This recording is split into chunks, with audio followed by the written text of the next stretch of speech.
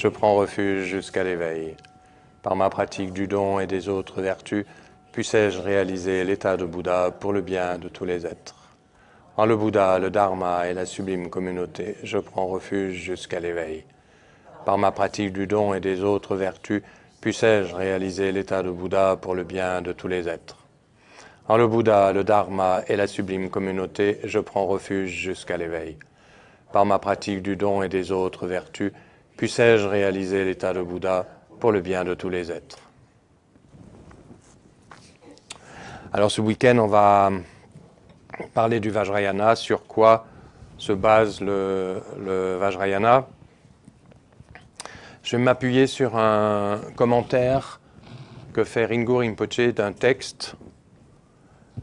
Ce texte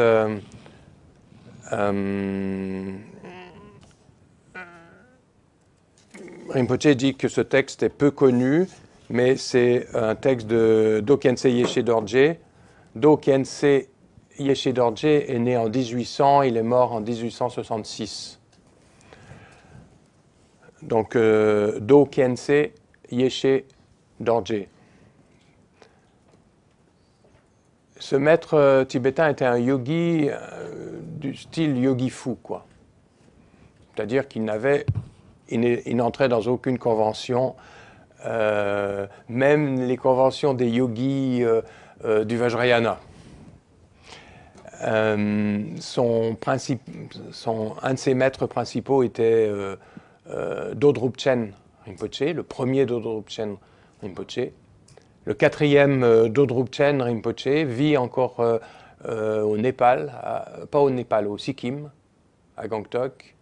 Il est très âgé, il ne reçoit pratiquement plus personne maintenant, mais c'est vraiment un des grands maîtres de la lignée Nyingmapa, quoi. Et le principal disciple de Do Khyentse Yeshe Dorje, c'est Patrul Rinpoche.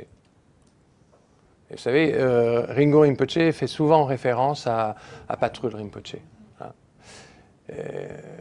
qui était aussi un maître un petit peu hors norme, quoi. Alors, le titre de ce texte, ça commence bien, c'est « Les élucubrations d'un imbécile, : note sur les phases de développement et d'achèvement ». Ça, c'est le titre du texte de Do Khyentse Yeshe Dorje. Oui. Voilà, ça donne le ton déjà, je trouve. Hein. Les élucubrations d'un imbécile, : note sur les phases de développement et d'achèvement. Bon, alors je vous passe un peu le début du texte. Quand il rend hommage, bon, il rend hommage à son lama racine, il rend hommage aux trois joyaux, etc. Mais ce que l'on va d'abord voir, c'est comment Rinpoche développe la différence entre les trois véhicules par rapport aux émotions perturbatrices, par rapport aux facteurs perturbateurs.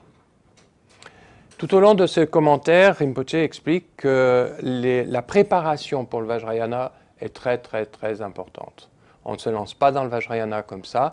Contrairement à ce que l'on pense, le Vajrayana est le plus exigeant des véhicules par rapport aux deux autres.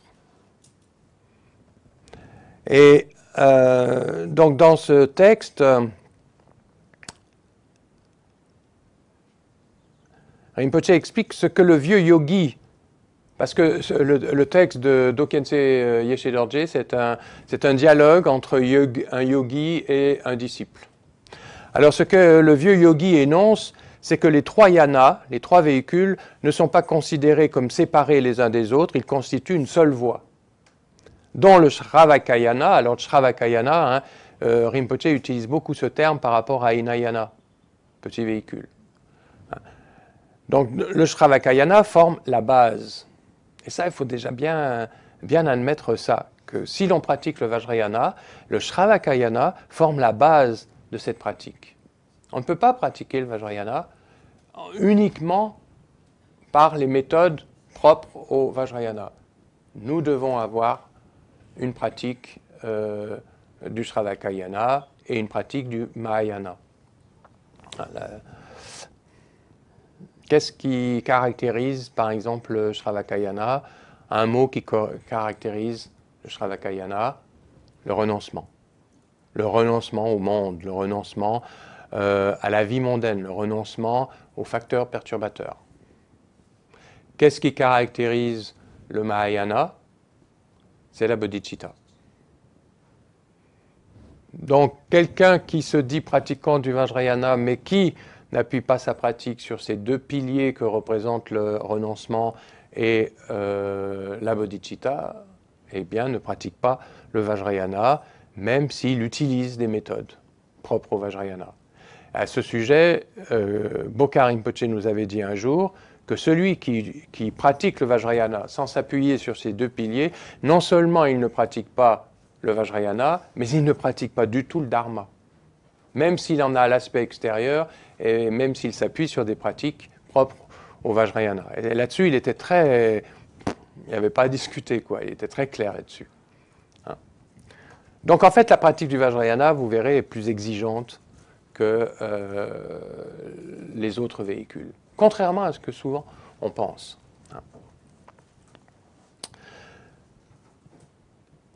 Donc le Shravakayana forme la base. Quand certains aspects des enseignements se développent davantage, cela devient le niveau ou l'instruction du Mahayana. Le Vajrayana, encore une fois, n'est pas quelque chose de totalement différent, mais est constitué en partie du Mahayana. Et souvent, on présente le Vajrayana comme étant une voie distincte. Or, le Vajrayana est simplement un deuxième aspect du Mahayana.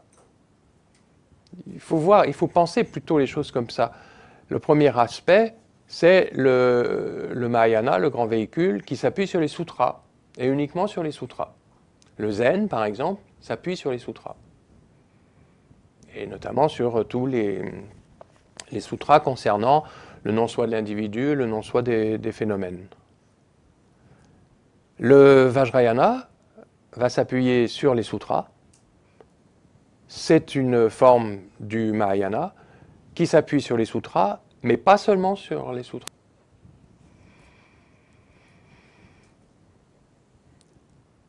Donc il faut que la bodhicitta, c'est-à-dire la motivation du Mahayana, soit présente dans notre pratique du Vajrayana.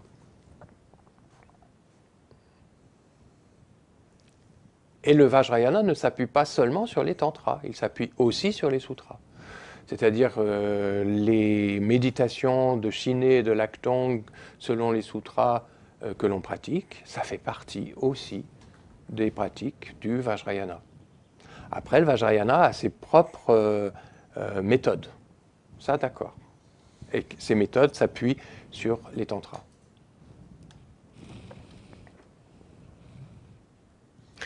Donc, Rinpoche explique que pour cette raison, il n'est pas possible de ne pratiquer que le Vajrayana en laissant de côté les enseignements du Shravakayana et du Mahayana. Néanmoins, le Vajrayana présente des caractéristiques qui le distinguent des autres véhicules. Voilà. Et là, Rinpoche va citer une phrase de Nagarjuna pour présenter ces caractéristiques. Et cette phrase, c'est « Il n'y a dans le Vajrayana pas le moindre point laissé dans l'ombre. Puisqu'il comporte de multiples méthodes, ce n'est pas difficile. Pour quelqu'un d'éminemment discipliné et habile, dit Nagarjuna, les enseignements du Mantrayana sont particulièrement propices. » Mais il explique bien, pour quelqu'un d'éminemment discipliné et habile. Donc, voilà, ça implique déjà la discipline, c'est-à-dire l'observation de son esprit et ce renoncement à ce fonctionnement samsarique, à ce fonctionnement d'état de l'esprit samsarique. Et ça, il faut que ce soit présent. À partir du moment où on renonce à cela, alors on va travailler sur nos facteurs perturbateurs, mais d'une façon qui va être propre au Vajrayana.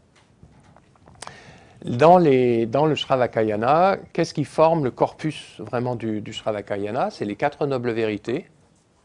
Hein. Et puis, on va mettre beaucoup l'accent sur l'octuple sentier, par exemple. Rinpoche explique que dans le Vajrayana, on n'en rajoute rien à cela. C'est toujours la même chose dont on parle, mais d'une façon différente. Donc les 4 nobles vérités, c'est quelque chose que l'on doit connaître par cœur, même si on pratique uniquement le Vajrayana. Ça fait partie du corpus du Vajrayana.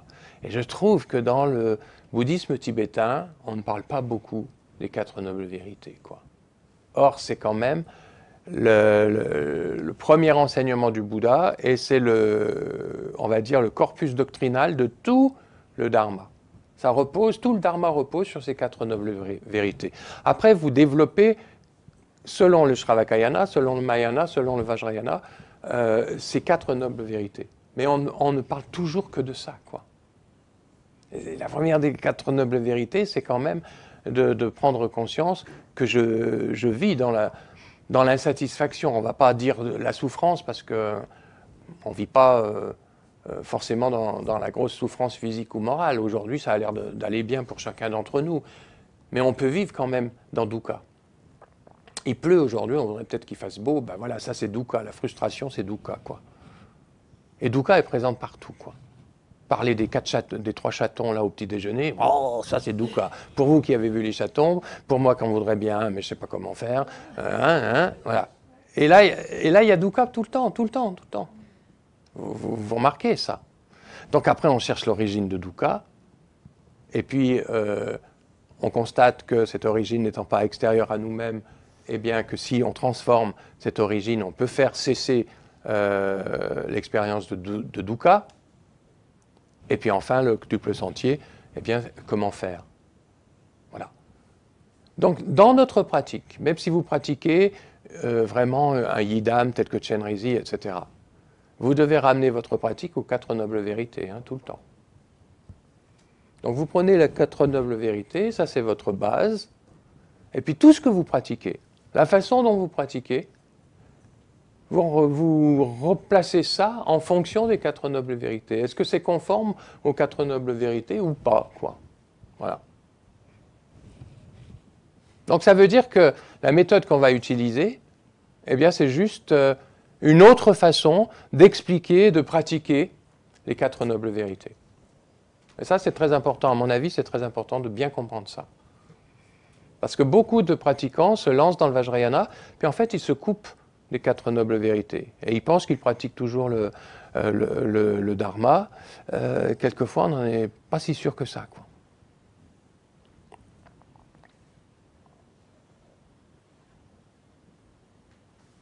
Alors, Rinpoche explique que dans les tantras supérieurs et les instructions transmises par les grands maîtres du Vajrayana, tout est clarifié de manière absolument directe et exhaustive. Rien ne reste inexpliqué. C'est pourquoi Nagarjuna souligne que dans le Vajrayana, pas le moindre point n'est laissé dans l'ombre. Si l'on compare avec le Mahayana, le nombre de méthodes offertes par le Vajrayana est bien plus important. Il contient de multiples moyens de pratiquer, telle l'utilisation de son propre corps comme support.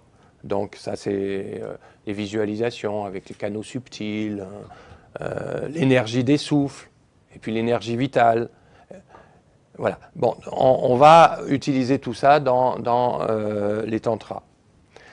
Alors Rinpoche explique que le système du Vajrayana n'est pas difficile en ce sens qu'il ne requiert pas du pratiquant une grande discipline et austérité comme cela est le cas dans les autres véhicules. Mais la discipline ici relève d'un autre registre. Elle est indispensable à la pratique de toute démarche bouddhiste. Donc on ne peut pas dire qu'il n'y a pas une discipline dans le Vajrayana. Mais ce n'est pas la même discipline que dans le Shravakayana, par exemple. On n'a pas besoin de prendre des vœux de moine ou de nonne, si vous voulez, quand on pratique vraiment que le Vajrayana. Il y a une autre forme de discipline qui va être nécessaire. Mais il y en a une, quand même. Donc ça veut dire que le Vajrayana, c'est pas je fais n'importe quoi comme je veux, et puis soi-disant je transforme tout en sagesse, alors que je suis incapable de transformer quoi que ce soit en sagesse. Et c'est pourquoi on dit que le Vajrayana, eh bien, c'est délicat. Parce qu'il va utiliser ce qui se présente à l'esprit tel que ça se présente. Et si vous ne savez pas comment utiliser ce qui se présente, eh bien ce qui se présente peut renforcer une tendance samsarique et donc nous enferrer, j'allais dire, encore dans le samsara, dans cet état d'esprit samsarique. Par exemple, le Vajrayana va utiliser les émotions perturbatrices. Il va jusqu'à utiliser les facteurs perturbateurs. Mais si vous ne savez pas comment transformer ça, eh bien vous allez développer le facteur perturbateur et la tendance qui l'alimente. Donc, au lieu de vous conduire à la libération, votre pratique, soi-disant, du Vajrayana, eh bien, va développer encore un enracinement dans le fonctionnement samsarique de votre esprit. Et là, on s'éloigne, mais on est même à l'opposé eh bien, du but de toute la pratique du Dharma, qui est la libération. Donc, il ne faut pas se planter quand on pratique le Vajrayana. Parce que si on se plante, eh bien, on va à l'opposé de la libération. C'est pour ça que c'est délicat et qu'il faut bien comprendre, et Rinpoche explique plus loin, qu'il faut bien se préparer pour la pratique du Vajrayana. Et c'est pourquoi on dit que le Vajrayana peut être dangereux, parce que s'il est mal compris, il sera mal pratiqué, et donc ce n'est plus une voie de libération, mais bien au contraire. Et c'est pourquoi les enseignements du Vajrayana ne sont pas publics. Parce que s'ils sont mal compris, mal pratiqués, eh bien, ce n'est plus une voie de libération. Donc, on appelle la voie du Vajrayana la voie du mantra secret. Et ça veut dire que les pratiquants du Vajrayana doivent être choisis. Ce n'est pas tout le monde qui vient comme ça pratiquer le Vajrayana. Alors, ça fait un peu élitiste, hein, mais ce n'est pas du tout élitiste dans le sens où moi je suis un pratiquant du Vajrayana, hein, puis alors vous en êtes encore au stade du Sutrayana, quoi. Voilà, c'est pas ça du tout. Mais par rapport à ce qu'on vient de dire, eh bien, c'est pas bon d'introduire tout le monde au Vajrayana, quoi. Il faut, comme on dit, il faut des qualités spécifiques à la pratique du Vajrayana.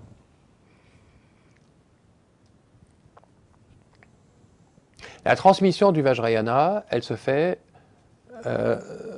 par des initiations. Donc ça, on verra le sens de l'initiation un peu plus loin. Mais ça, c'est le mode de transmission. Donc, on dit que c'est la voie initiatique du bouddhisme, par ce mode de transmission. Ensuite, comme toute voie qui s'appuie sur les initiations, le langage du Vajrayana va être le symbolisme. Ça, c'est un deuxième point important, le symbolisme. Tout est symbole dans le Vajrayana. Et le troisième point, ça va être le rituel. Ce ne sont plus des méditations silencieuses, mais les méditations se transforment en rituel. Et le sens du rituel, c'est de mettre en action les symboles.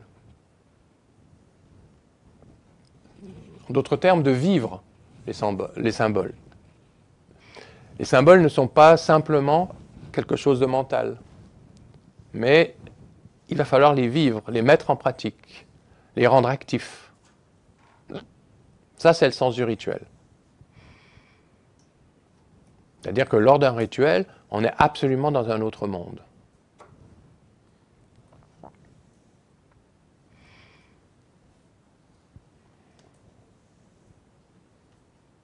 Ensuite, il y a un deuxième élément très important dans le Vajrayana. On dit que le Vajrayana, c'est un véhicule résultant. Dans le Sutrayana, donc le Mahayana Sutra et le Shravakayana, est considéré comme un véhicule causal. Toutes les écoles du Dharma, toutes les écoles bouddhistes partent du principe que nous avons tous cette nature de Bouddha. Mais dans le véhicule causal, on va purifier de façon à découvrir cette nature de Bouddha, cette nature de sagesse. Donc on va mettre l'accent beaucoup sur la purification, et puis on élague, jusqu'à ce que cette nature de Bouddha qui est déjà là, mais qu'on n'arrive pas à vivre, qu'on n'arrive pas à voir à cause des voiles, eh bien, puisse nous apparaître de façon évidente. Donc pour ça, il faut évacuer tous les voiles. Le Vajrayana est appelé véhicule résultant parce que si cette nature de Bouddha est présente, nous sommes déjà cette nature de Bouddha. Et on va mettre l'accent beaucoup plus sur cet état de sagesse qui est le nôtre et que nous sommes déjà, que nous avons toujours été. Même si aujourd'hui on ne le sait pas, même si aujourd'hui on n'en fait pas l'expérience, mais on porte notre attention sur le fait que cette nature de Bouddha, elle est là et c'est ce que je suis. Ce n'est pas quelque chose que je dois devenir. C'est quelque chose que je suis déjà ici, même si elle est recouverte de voile. Mais on porte l'accent sur « je suis Bouddha ».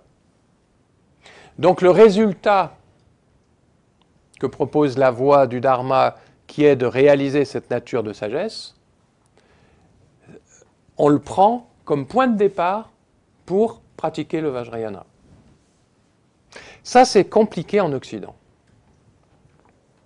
Parce qu'en Occident, nous sommes pécheurs. En Occident, nous sommes mauvais, et puis il n'y a que Dieu qui est à l'extérieur de nous-mêmes, qui est parfait. Et même dans la mort, eh bien, on va être à la droite de Dieu. D'accord. Mais on met beaucoup l'accent sur cet aspect, nous sommes pécheurs, il y en a quand même un qui est mort pour nous sauver, quoi, ces péchés. On ne peut pas pratiquer le Vajrayana, mais comme ça, quoi. Vajrayana, vous êtes Bouddha. Vous n'avez pas à devenir Bouddha, vous êtes Bouddha tout de suite.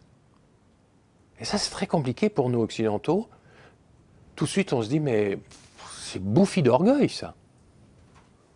Mais qui est-ce que je suis? Alors que si j'analyse un peu ma vie, comment je réagis, comment je suis, etc., comment en même temps je peux me dire, ouais, mais enfin bon, je suis Bouddha, quoi. Je suis nature, je suis sagesse totalement réalisée, j'ai toujours été sagesse, et voilà. Donc là, il y a vraiment un autre regard qu'il faut avoir sur soi-même.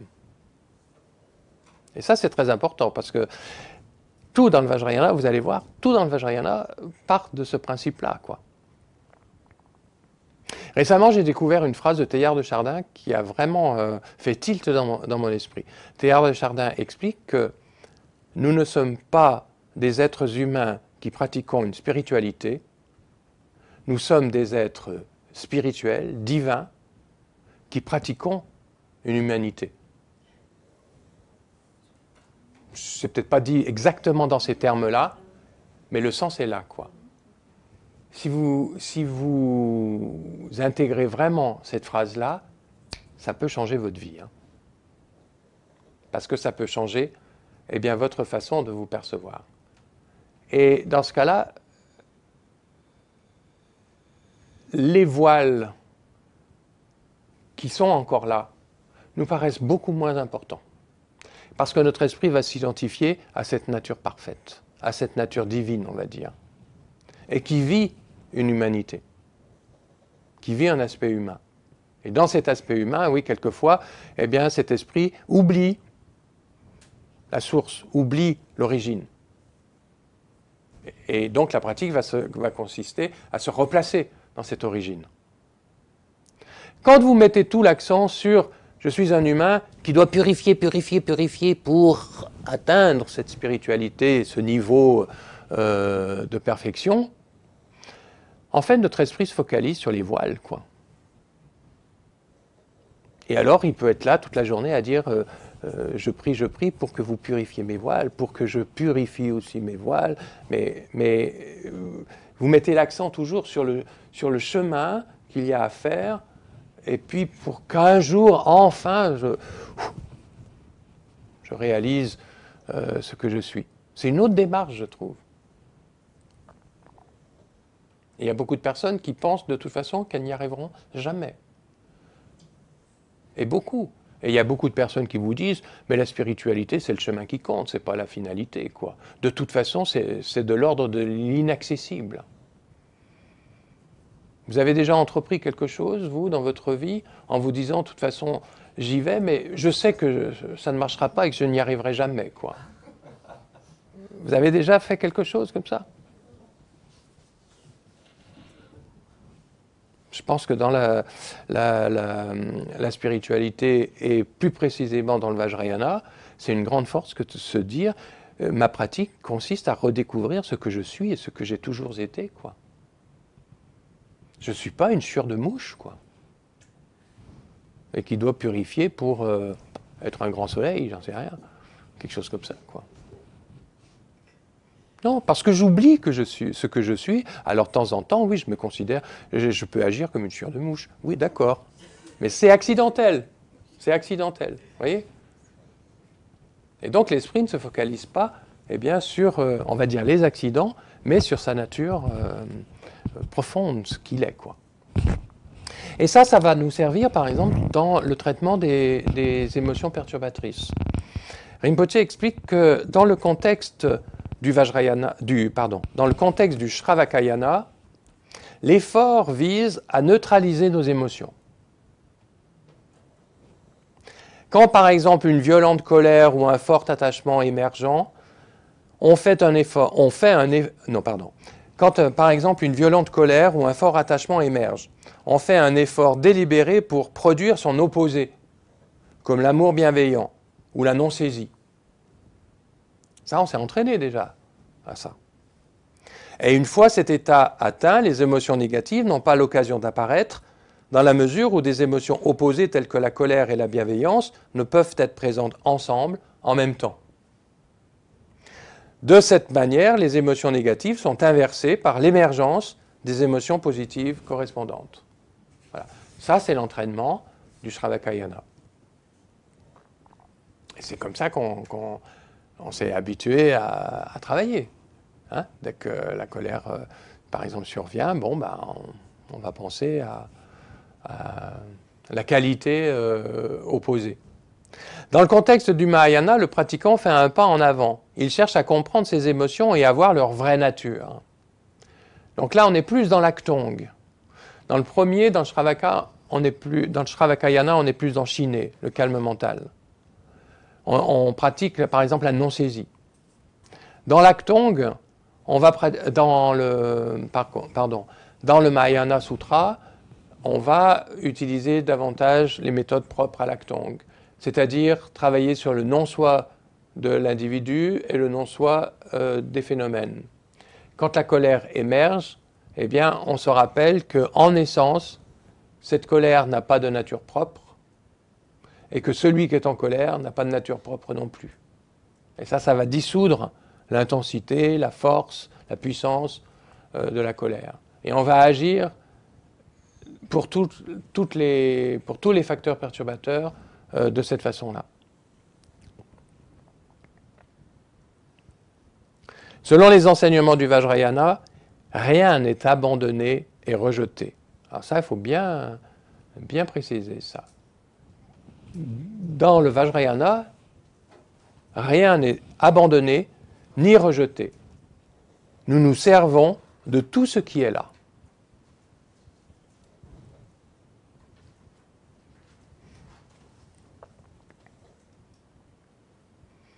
Rinpoche explique que nous observons nos émotions négatives et les acceptons pour ce qu'elles sont.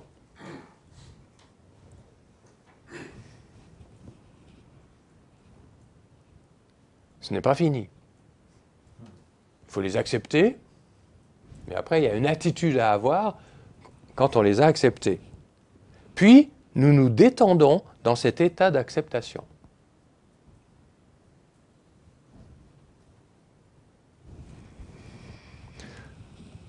Donc, nous nous servons plutôt de tout ce qui est là, nous observons nos émotions négatives et les acceptons pour ce qu'elles sont. Puis, nous nous détendons dans cet état d'acceptation.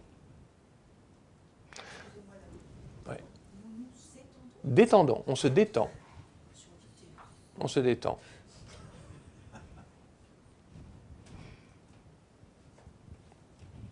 dans cet état d'acceptation.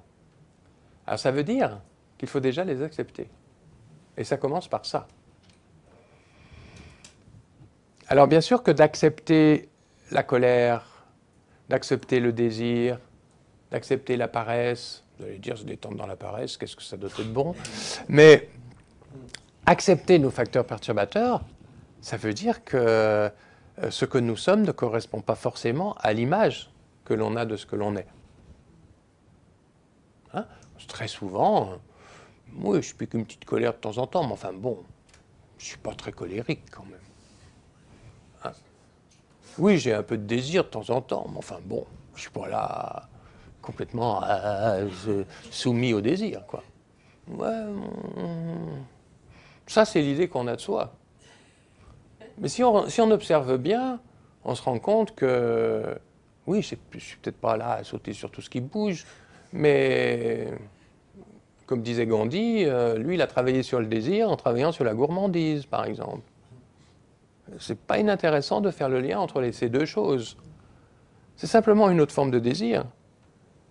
Mais quand on travaille sur le désir, on croit toujours que c'est un certain type de désir, mais se resservir, frais, et ça, et parce que c'est hyper bon, et je bouffe ça parce que c'est bon, ça ne nous pose aucun problème. On ne voit même pas que ça fait partie du désir, que c'est un aspect du désir, quoi. Et puis le désir de ci, le désir de ça, le désir de changer de smartphone tous les 2 ans, ou de ci, etc. Mais attendez, on est pétri de désir, non? Vous croyez pas? Et puis, est-ce qu'on n'est pas pétri de colère? Parce que la colère, ça ne consiste pas à piquer une bonne colère, à insulter tout le monde et à casser une pile d'assiettes. Ça, c'est vraiment la grosse colère, quoi. Mais comment sommes-nous quand on conduit une voiture, quoi? Comment sommes-nous quand vous choisissez cette queue à la caisse parce que l'autre, elle ne bouge pas, et puis qu'à partir du moment où vous vous mettez dans cette queue-là, il y a l'autre qui défile sans arrêt, quoi. Ça m'est arrivé il y a 3 jours. Et vous vous dites, mince, qu'est-ce que je fais pour toujours choisir la mauvaise file, quoi. Etc. Et toute la journée, on peut être dans cet état d'énervement, d'irritation, ça va pas comme on veut, etc. C'est-à-dire que oui, toute la journée, on est dans la colère, quoi. Parce que la colère a de multiples formes, le désir a de multiples formes, la paresse a de multiples formes. Ça ne veut pas dire, la paresse, que dès qu'on s'assoit pour pratiquer, on est là comme ça, c'est pas ça. Le temps qu'on passe sur son ordi à faire des jeux, à regarder des vidéos qui n'ont pas vraiment de sens avec le dharma, mais ça c'est de la paresse. Le temps qu'on passe devant sa télé ou à glander, quoi, on va dire les mots, quoi, à ne rien faire, ça c'est de la paresse. C'est de la paresse. La suractivité, mais c'est de la paresse. C'est une paresse très occidentale, mais c'est de la paresse, parce qu'elle nous empêche de prendre le temps pour s'occuper de ce que nous sommes.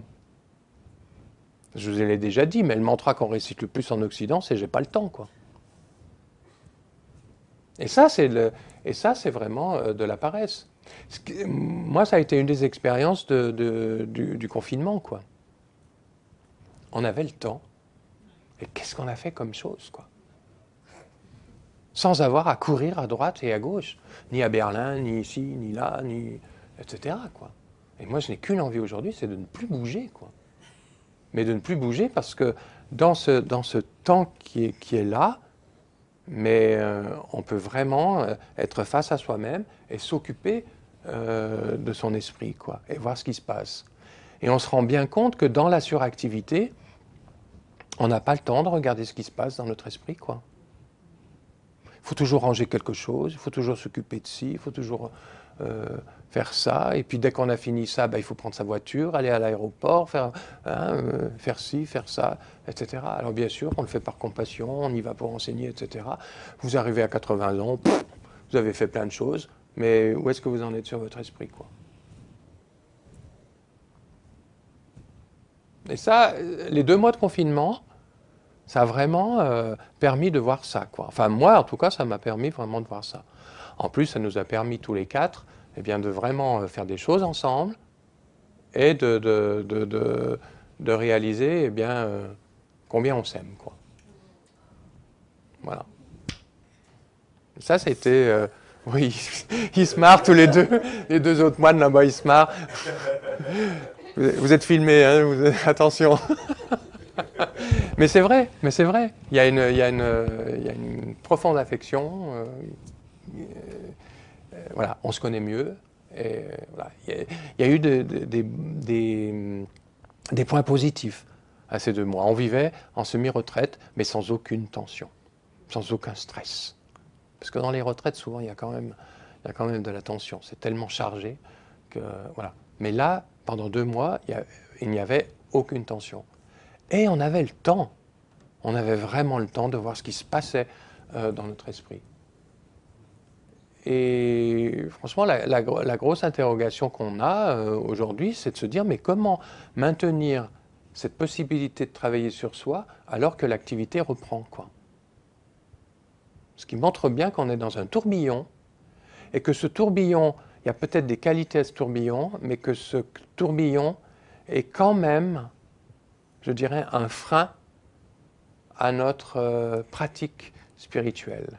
Et ce n'est pas pour rien que tous les maîtres nous disent « faites des temps de retraite ». On ne va pas utiliser le mot confinement, mais on va le remplacer par retraite. Parce que ce confinement, c'était une retraite sans tension. Et il faut que nos retraites individuelles soient sans tension. L'esprit reste détendu, calme. Et il y avait plein de choses qui apparaissaient dans notre esprit, mais on avait le temps de voir ça et de s'habituer à ça, donc d'accepter ce qui se passait dans notre esprit et de se détendre dans cette acceptation. Et je vous jure, ça s'est passé comme ça pendant les 2 mois, quoi. Et quand on en discute tous les 4, eh ben, apparemment, ça s'est passé comme ça pour tous les 4. Donc c'était une très bonne expérience. Voilà.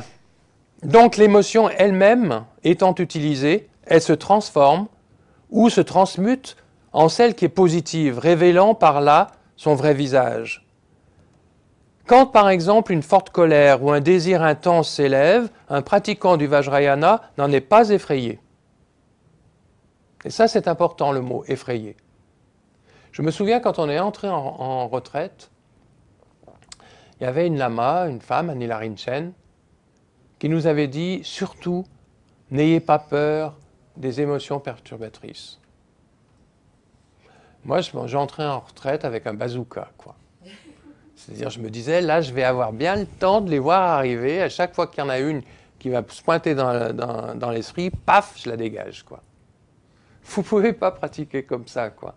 Vous êtes dans la violence en permanence. Et c'est vraiment ce que dit Rinpoche. Il faut se détendre, accepter qu'il y ait cette émotion perturbatrice, et bien qui s'élève dans l'esprit. Le pratiquant n'en est pas effrayé. À la place, il observe ce conseil. Alors écoutez bien. Ayez le courage de vous exposer vous-même à vos émotions. Ne les rejetez pas, ne les supprimez pas, mais ne les suivez pas non plus. Voilà. Donc ça, c'est vraiment un conseil. Vous pouvez le mettre en gros sur votre frigo, par exemple, ou sur le volant de votre voiture. Quand une émotion arrive, ne la rejetez pas. Donc pour ne pas la rejeter, il ne faut pas en avoir peur. Ne la supprimez pas, mais ne la suivez pas non plus. Donc là, il y a le renoncement.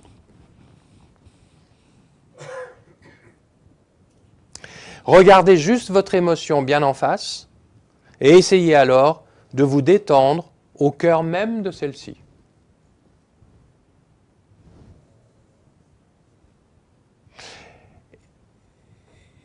Et pour ça, il faut quelquefois se replacer dans l'émotion. On sait que, par exemple, on a une forme d'irritation. Vous savez, ce n'est pas la grosse colère, mais il y a des jours, rien ne va, quoi. Et on sent que c'est pénible, Alors en fait, il faut s'asseoir à ce moment-là et puis se dire, ok, je fais face à ce qui se passe. Qu'est-ce qui se passe? Il n'y a pas à analyser pourquoi ça se passe. Mais il y a à s'asseoir et faire face et se dire, ok, j'ai cette irritation là, il y a peut-être ci, ça qui cause cette irritation. Bien sûr. Mais ce n'est pas le problème, ce n'est pas la pratique. La pratique, ce n'est pas de regarder la cause, c'est de regarder ce qui ne va pas, cette émotion-là en face. Et là-dedans, j'accepte, je ne cherche même pas à savoir si elle est vacuité ou pas. Mais j'accepte qu'il y ait ça, et puis j'accepte, quoi. C'est-à-dire que je me détends dans cette acceptation. J'accepte d'être comme ça. Et vous lâchez, vous vous détendez. Et l'émotion, elle disparaît. 3 minutes après, vous vous sentez paisible, et cette espèce de mal-être que vous aviez aujourd'hui, eh bien ça disparaît, quoi. Mais ça vient par le fait d'accepter d'avoir ça. Et cette acceptation est vraiment importante.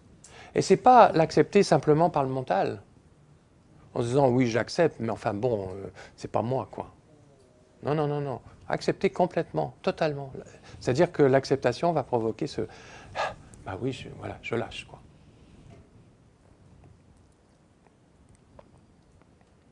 Donc regardez juste votre émotion bien en face et essayez alors de vous détendre au cœur même de celle-ci. Cela n'implique aucune confrontation. Voilà, il n'y a pas de bataille à livrer, quoi. Vous ne faites rien, dit Rinpoche. En restant détaché, vous n'êtes ni emporté par l'émotion, ni plongé dans l'aversion contre quelque chose que vous jugeriez négatif. Vous pouvez alors regarder vos émotions avec une certaine décontraction et en être même plutôt amusé. Ça, c'est la détente. Vous voyez le processus, hein. Quand vous pouvez faire comme ça, là, vous êtes un pratiquant du Vajrayana. Même si vous n'êtes pas là avec votre mala et votre texte, votre cloche, votre dorje et tout ça, quoi. Hein. Le travail sur les émotions, ça se passe comme ça. Donc Rinpoche continue en disant, quand notre habitude ordinaire de magnifier nos sentiments et la fascination qu'ils nous procurent aura disparu, il n'y aura plus ni négativité, ni combustible pour l'alimenter. Nous pouvons nous détendre à l'intérieur de ces émotions. Ce que nous essayons donc de faire, c'est de gérer habilement et subtilement nos émotions, ce qui équivaut largement à la capacité de s'entraîner à une discipline. Dans le sens, je ne dois pas faire ci, je ne dois pas manger ça, je ne dois pas... vous savez, même dans les vœux de moine, il y a des choses, par exemple, on ne peut pas marcher sur l'herbe. Dans les vœux de Gelong, il y a le fait de ne pas pouvoir marcher sur l'herbe, parce qu'on peut écraser des insectes. Et toute la vie quotidienne est réglementée comme ça. Vous avez des vœux, ça nous fait rire aujourd'hui, mais ça c'était des vœux, on va dire, occasionnels, enfin, voilà, circonstanciels.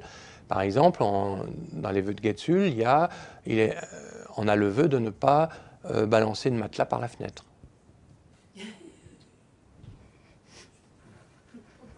C'est pas tous les jours qu'on balance un matelas par la fenêtre.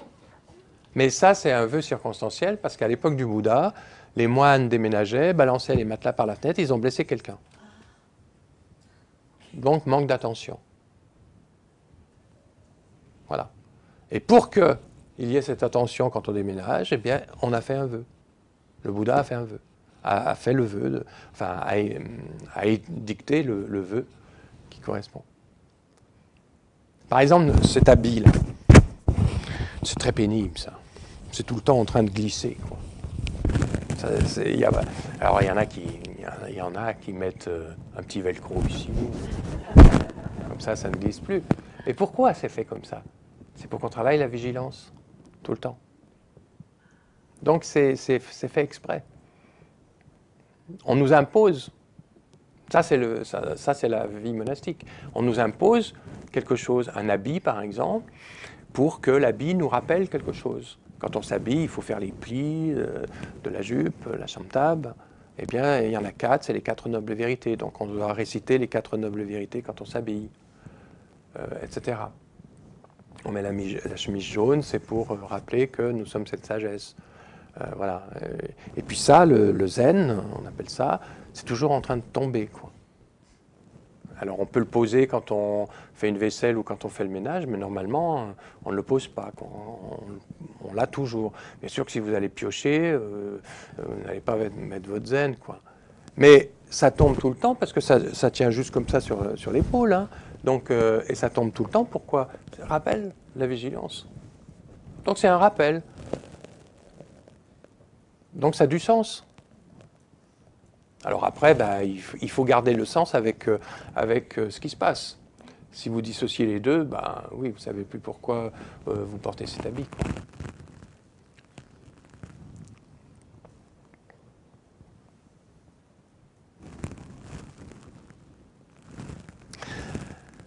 Donc, Rinpoche dit ce qui équivaut largement à la capacité de s'entraîner à une discipline. Oui, à cette forme de discipline. Mais il rajoute, en règle générale, être capable d'appliquer les méthodes du Vajrayana, hein, telles qu'on vient de le voir par exemple pour les émotions perturbatrices, requiert énormément de discipline. Bien plus que dans le contexte des autres véhicules. Il s'agit au préalable de connaître la technique à suivre et ensuite de l'appliquer. Et ce n'est pas facile, puisqu'on gère directement tout ce qui apparaît.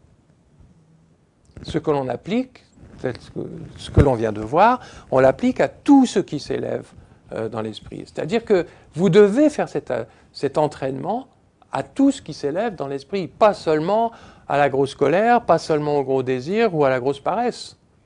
Mais c'est à la moindre chose qui apparaît dans l'esprit, eh bien vous acceptez, vous vous détendez.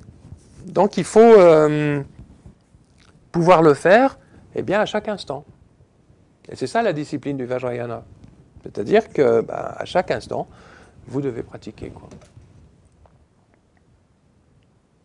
Ce sont les émotions négatives elles-mêmes qui sont utilisées. Et comme les émotions négatives, on le disait au début, on en a en gros 24 heures sur 24, ça veut dire qu'il faut pratiquer 24 heures sur 24, quoi. Le processus est presque identique à l'usage d'un poison en médecine. Pour cette raison, un haut degré de rigueur est indispensable. Il nous faut d'abord être conscient et avoir le courage de voir clairement ce qui est là. Ouais. C'est-à-dire que là, il faut arrêter de jouer le petit personnage que l'on pense être ou que l'on veut jouer, quoi, pour faire croire à autrui eh bien, que nous sommes ça ou ça.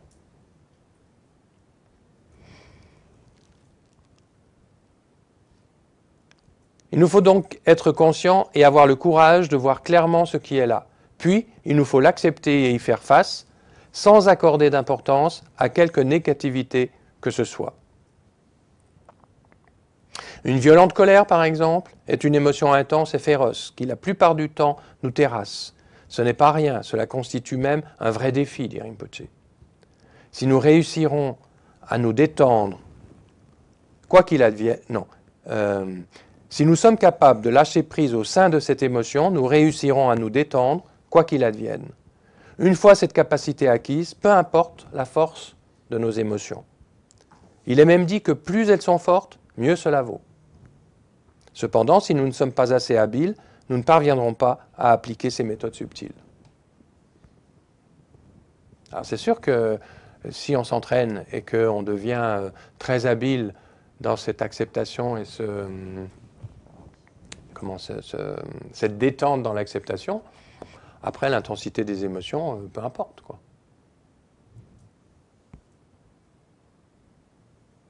Alors Rinpoche explique qu'une fois que nous avons acquis la connaissance nécessaire et l'habilité requise, la pratique est vraiment simple, puisqu'il suffit d'utiliser ce que nous sommes et ce que nous avons à chaque instant. Et ce que nous avons à chaque instant. Le pratiquant ne va rien modifier de sa vie, hein, le pratiquant du Vajrayana. Il fait avec ce qui se présente. Avec les conditions préalables à portée de main, ce n'est pas difficile du tout. Quelque négativité qu'il apparaisse, elle est utilisée en tant que force, en tant que pratique principale. Et pour ça, effectivement, vous n'avez pas à vous retirer dans un monastère, à vivre autrement, etc. Alors pourquoi il y en a qui se retirent? Pourquoi il y en a qui deviennent moines quand même? Pourquoi la vie monastique est quand même... elle fait partie du Vajrayana? Parce que souvenez-vous, le Shravakayana est la base du Vajrayana. Et ça fait partie de la préparation pour le Vajrayana. Vous avez dans la pratique de la voie, vous avez 3 aspects. Vous avez la pratique extérieure, la pratique intérieure et la pratique secrète. La pratique extérieure, c'est tout ce qui concerne le Shravakayana. La pratique, alors donc ça se voit. On vit dans un lieu, on porte un habit, ça c'est pour les moines, mais même pour les fidèles laïcs, les laïcs vont prendre des vœux, un engagement pour vivre dans leur vie quotidienne selon l'éthique du Dharma. Et comme leur vie, elle est dans le monde, ils ne vont pas porter un habit spécial. Mais un fidèle laïque peut porter au moins un zen spécial lorsqu'il est dans un centre, par exemple. Ça se fait dans certains centres maintenant. Ça, c'est la pratique extérieure de notre pratique. Oui, c'est l'aspect extérieur de notre pratique. Ensuite, la pratique intérieure, c'est vraiment le Mahayana. C'est développer la bodhicitta. À la fois la bodhicitta relative, mais aussi la bodhicitta ultime. Travailler vraiment sur cette bodhicitta. Ça se voit déjà moins. Il n'y a pas besoin de porter un habit extérieur pour être un bodhisattva, quoi. Mais ça va se traduire dans notre attitude quotidienne. Et donc ça, c'est déjà la pratique intérieure. On n'est pas forcé, comment dire. Notre pratique ne va pas être au vu de tout le monde, quoi. Et puis il y a la pratique secrète. La pratique secrète, c'est la pratique du Vajrayana.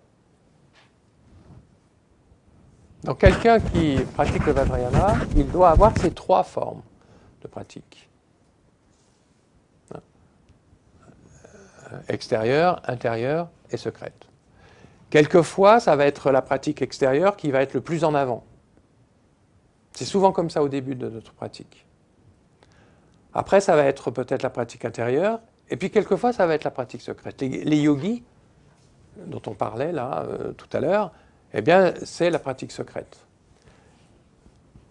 Alors, ces yogis, leur pratique secrète, elle était extériorisée. Ils vivaient comme ça, parce que c'était des maîtres. Et ils devaient transmettre, montrer aussi que le chemin ne passait pas que par la pratique extérieure. Et qu'on pouvait avoir une éthique, mais mettre l'accent sur la pratique secrète. Mais en général, la pratique secrète, elle est secrète. Donc elle ne se voit pas, forcément, quoi. Donc voilà, il faut des fois se rappeler ça pour comprendre le comportement de tel maître. Et qui, dans notre morale, eh bien, ne passe pas toujours, quoi.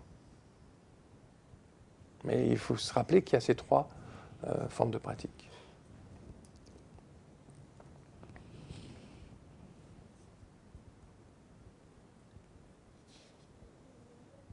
Donc, quelque négativité qu'il apparaisse, elle est utilisée en tant que force, en tant que pratique principale. Le texte de Nagarjuna fait référence à quelqu'un de très intelligent et discipliné et en même temps de très habile et compétent. Pour pratiquer le Vajrayana, dit Rinpoché, il faut être capable d'affronter toute négativité qui se présente. Toute négativité qui se présente. Et utiliser cette négativité sans perdre le contrôle. Donc vous voyez que ce n'est pas si facile que ça quand même. Ça, c'est pas juste de se dire oui, je suis Chenrezi, on manipéméou, et puis piquer la première colère parce qu'il y a quelque chose qui ne va pas, quoi. Là, c'est pas ça, quoi. Donc, dit Rinpoché, cela requiert un haut degré d'intelligence ainsi qu'une solide discipline et un important savoir-faire. Il faut savoir comment faire, quelle est la méthode? Il faut connaître la méthode, quoi. Pour une telle personne, les méthodes du Vajrayana sont bien supérieures à celles des véhicules précédents. Ces caractéristiques, comme indiquées dans les vers de Nagarjuna, font état de l'extrême singularité du Vajrayana, de sa particularité en regard des autres véhicules. Voilà, ça c'était pour le traitement des facteurs perturbateurs selon les trois yanas et plus spécialement selon le Vajrayana. Alors, vous savez que dans le Vajrayana, comme on l'a dit tout à l'heure, le mode de transmission, c'est l'initiation. On va voir maintenant ce que c'est qu'une initiation, comment ça fonctionne.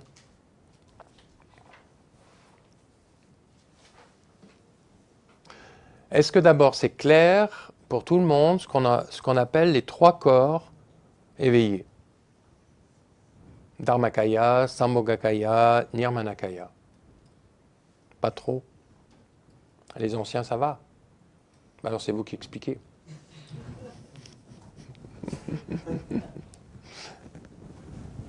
Qu'est-ce que le Dharmakaya?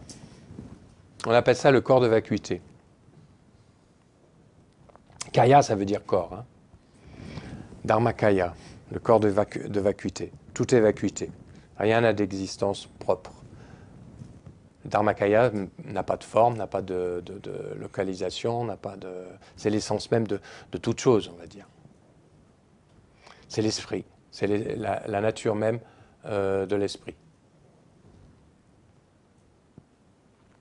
Donc vous ne pouvez pas donner de caractéristiques au Dharmakaya.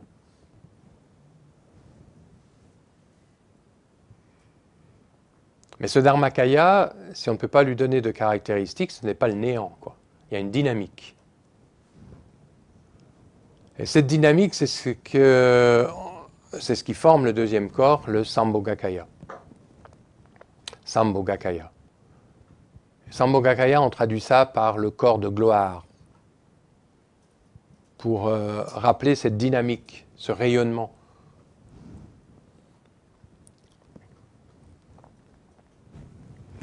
Et puis,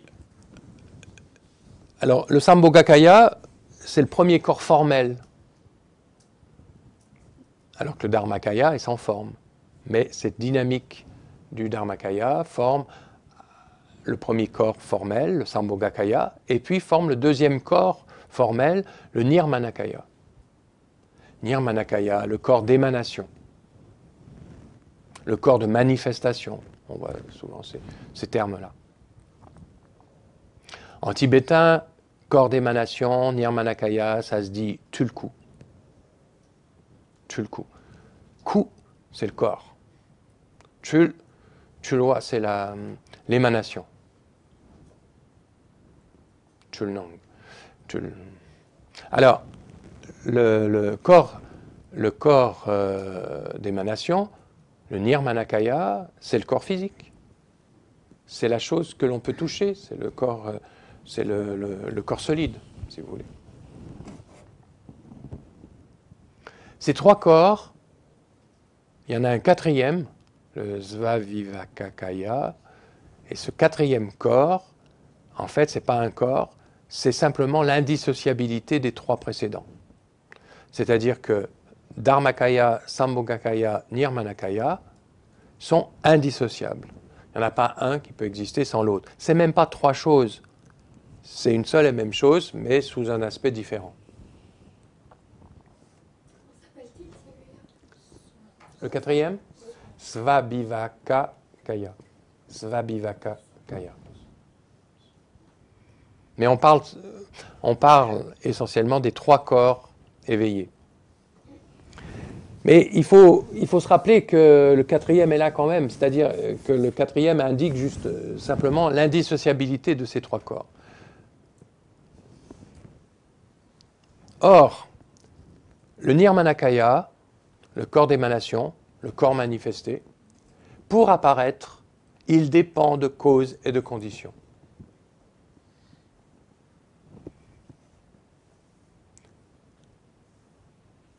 Il faut quand même une cellule mâle, une cellule femelle pour qu'il apparaisse, quoi. Après, que ça vienne directement d'un homme ou d'une femme, ou que ça vienne de deux éprouvettes ou je ne sais pas quoi, ça... Mais il faudra toujours qu'il y ait quelque chose de toute façon. Le Nirmanakaya ne peut pas apparaître comme ça. Il est dépendant. Tout ce qui est dépendant est impermanent. Donc c'est pour ça que ce corps d'émanation vieillit et un jour cesse d'exister. La mort, c'est la fin de l'énergie de ce Nirmanakaya. Mais il faut toujours se rappeler que ces trois corps sont indissociés. C'est une seule et même chose. On parle là juste de différents aspects. Pourquoi avons-nous peur de la mort alors? Parce que notre esprit n'a pas réalisé qu'il est ces trois corps. Et dans cette ignorance, il ne s'identifie qu'au Nirmanakaya. Et quand vous pensez à votre esprit, vous dites moi, c'est quoi? C'est Lama-Tsultrim, c'est Katya, c'est Lobsang, etc. Et on ne s'identifie, mais qu'à ce corps, quoi. On dit, vous dites, je suis à Luce, quoi. Pourquoi votre esprit n'est pas à New York aujourd'hui? Pourquoi il ne serait pas à New York? Quand vous avez une pensée de New York, vous êtes à New York, votre esprit se trouve à New York. C'est votre Nirmanakaya, c'est votre corps physique qui aujourd'hui est à Luce. Mais votre esprit est où? Est-ce qu'il est vraiment à Luce? Est-ce qu'il est vraiment là à l'enseignement, votre esprit? Mais il peut être à 10 000 km d'ici. Vous pouvez écouter l'enseignement, alors que votre esprit est en train de se faire un film aux Seychelles. Vous n'êtes pas d'accord? Ben oui. Ben oui. Seulement notre esprit est tellement identifié au Nirmanakaya qu'on dit non, ce week-end je suis à Luce. Mais c'est une façon de voir simplement qui est très limitative.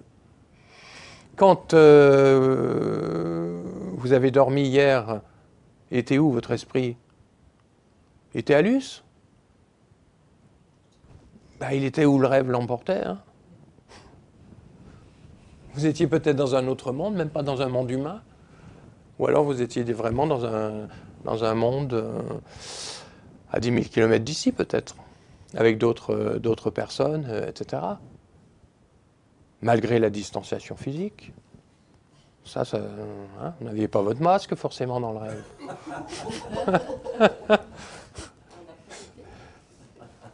Mais je veux dire, voilà, où était votre esprit, quoi?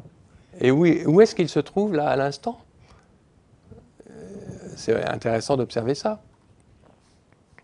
On dit qu'il est à Luce, parce que le corps, le Nirmanakaya est à Luce. Mais c'est tout. Où est le Dharmakaya? Où est le Sambhogakaya? Mais on est persuadé de ça parce que, on ne réalise pas cette union des trois corps. Et notre esprit est totalement identifié à ce Nirmanakaya. Et cette identification, elle est extrêmement puissante, non? Tout est fait en fonction de cette identification au corps, quoi. Mais c'est pour ça qu'on ne veut pas être malade, c'est pour ça qu'on ne veut pas mourir. Et cette identification, elle est extrêmement puissante. Le Vajrayana va l'utiliser. C'est un moyen qu'il va utiliser. C'est déjà une force dans l'esprit que cette identification. Il n'y a pas besoin de se forcer pour s'identifier à notre corps physique, quoi. C'est fait, quoi. Donc le Vajrayana, et ça c'est ce qu'on va appeler les moyens habiles, il va utiliser cette identification, cette puissance déjà qu'a l'esprit de s'identifier, mais il va changer l'objet d'identification. Au lieu de s'identifier au Nirmanakaya, il va s'identifier au Sambhogakaya. Et ça, c'est toute la magie du Vajrayana. C'est-à-dire, pas la magie, mais en tout cas la beauté et la puissance du Vajrayana. C'est d'utiliser le fonctionnement ordinaire de l'esprit en voie de libération. Et cette force de l'identification étant très puissante, si on change l'objet d'identification, ça va nous être quand même assez facile de s'identifier à autre chose. Et c'est ce qu'on fait quand on joue. Bon, on ne joue plus beaucoup quand on est adulte, quoique. Mais quand on est enfant, si on joue je sais pas, aux cow-boys et aux Indiens, si vous êtes un Indien, mais vous devenez Indien, quoi. Et vous vous sentez en conflit avec les cow-boys. Si vous êtes une princesse, bah vous vous sentez vraiment une princesse. Le petit haillon que vous avez mis, le petit jupon moitié déchiré, tout moche, mais vous le voyez, vous le sentez comme vraiment une robe de princesse, quoi, etc., quoi. Et on se fait avoir par ça. C'est-à-dire que un enfant, eh bien, son esprit, il peut s'identifier facilement à autre chose. Nous, ça s'est transformé après avec le théâtre, avec l'art, si vous voulez. Mais on dit que le bon acteur, c'est celui qui fait croire au public qu'il est tel ou tel personnage. Et que le mauvais acteur, c'est celui qui s'identifie complètement à son personnage. Enfin, il y a quand même, comment il s'appelle, je ne sais plus son nom, mais celui qui, le premier Tarzan, là, ben, il a fini dans un hôpital psychiatrique, accroché à des branches en criant Jane, quoi. Mais oui, il est mort comme ça. Parce que c'était... il y avait une méthode qui faisait que, pour être acteur, il fallait s'identifier à son rôle, quoi. Mais il y en a qui n'en ressortent pas de leur rôle. Mais ça veut dire ça aussi, ça montre la puissance de l'esprit en termes d'identification, quoi. Et ça, il faut utiliser ça. Dans le Vajrayana, on va utiliser ça. Au lieu de s'identifier à monsieur ou madame un tel avec tous les problèmes, mais on va s'identifier au Sambhogakaya, c'est-à-dire à nos qualités. Et qui n'a pas d'amour? Qui n'a pas de compassion pour un proche qui souffre? Personne. Tout le monde a de l'amour et de la compassion. C'est quelque chose de très puissant dans l'esprit. On sent qu'il n'y a pas à créer ça. On sent que c'est là, que ça rayonne. Donc tout le monde est Chenrezi. Ce n'est pas être autre chose. Être Chenrezi, ce n'est pas être autre chose que ce que nous sommes déjà. Simplement, on met une forme sur ce que nous sommes. On va mettre un symbole. Et pourquoi nous appelons ces yidam des symboles? Parce que le symbole, au départ, c'était un disque qui était coupé en deux, cassé en deux, et puis les deux parties devaient se retrouver pour reformer à nouveau l'unité. Un symbole, symbolum, ça veut dire ça. Donc quand on considère Chenrezi comme un symbole, eh bien, on a cette moitié de ce que nous sommes représentée par Chenrezi. Et on doit trouver en nous l'autre moitié. Mais simplement, la moitié que l'on connaît, Chenrezi, sous cette forme-là, c'est juste un rappel de ce que nous sommes. C'est ça le rôle du symbole. Le rituel, ça va nous permettre de nous visualiser et de vivre ce symbole. Et ça, c'est le propre de tous les rituels.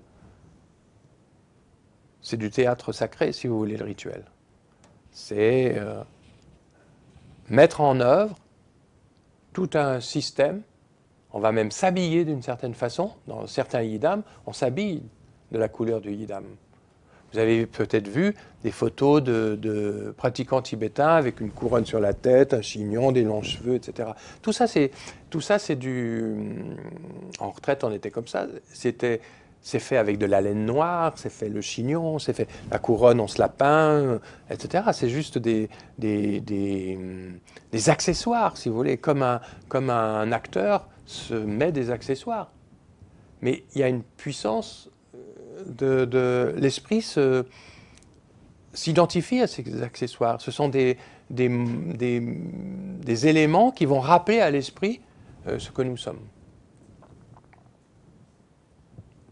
Parce que cette identification est très puissante. Donc on va tout faire pour que l'esprit s'identifie à ces qualités que représente le Sambhogakaya. Donc on parle de palais incommensurable, mais le palais incommensurable, on ne va pas attendre d'être dans un palais incommensurable pour se dire, ben, voilà, ça c'est le palais incommensurable. L'imagination, elle travaille aussi, quoi. Donc ça c'est ce qu'on appelle la visualisation. La visualisation, c'est l'imagination. C'est le fait de transformer le lieu où l'on vit en un lieu extraordinaire du Sambhogakaya. Le petit appartement dans lequel on vit, ça devient le palais incommensurable. Ce que je suis, eh bien, je suis le yidam, c'est-à-dire telle ou telle qualité de ma sagesse. Mais si je peux me visualiser comme ça, mais les autres sont pareils, ils ont cette nature de Bouddha aussi. Donc je vais m'efforcer de visualiser l'autre en Chenrezig aussi. Et je vais oublier qu'il est monsieur ou madame un tel. Mais je vois derrière cette apparence, le Nirmanakaya, je vois le Sambhogakaya, je vois son essence réelle. Et notre environnement est donc le palais incommensurable, le mandala. Pourquoi le Dalai Lama, par exemple, le palais du Dalai Lama à Lhasa s'appelle le Potala? Pourquoi? Parce que dans l'histoire de Chenrezig, le palais incommensurable de Chenrezig, c'est le Potala. Il a ce nom-là, tout simplement.